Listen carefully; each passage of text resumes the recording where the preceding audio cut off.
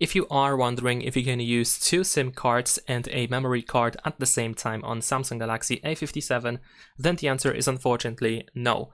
While most of the Samsung Galaxy A57 versions include the dual SIM, like for example in here I have dual SIM over here, as you can see we have SIM card slot number 2 in here as well.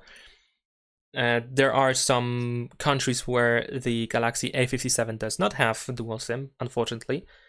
And neither version, it doesn't matter from which country you purchase the phone, you will not be able to use the microSD card or memory card with the Galaxy A57, simply because there's no dedicated slot for that.